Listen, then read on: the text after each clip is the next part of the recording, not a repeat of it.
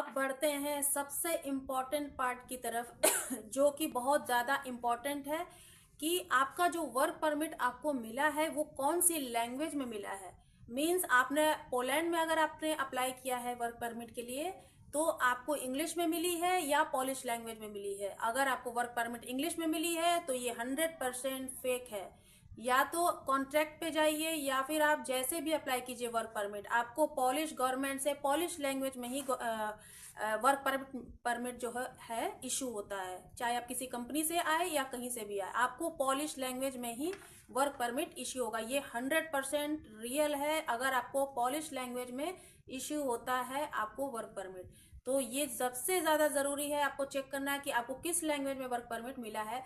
ये सिर्फ मैं पोलैंड की बात कर रही हूँ, अदर कंट्रीज की बात नहीं कर रही हूँ। अदर कंट्रीज में जो लैंग्वेज चलती होगी वहाँ की गवर्नमेंट के हिसाब से, मतलब वहाँ की गवर्नमेंट किस लैंग्वेज पे काम करती है उस लैंग्वेज में आपको वर्क परमिट मिलेगी।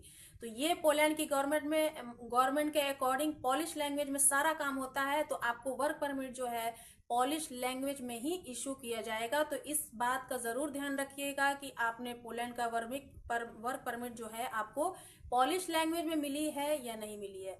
ये सबसे इम्पोर्टेंट पार्ट था इस वर्क परमिट के बारे में। और एक था स्टैम्प।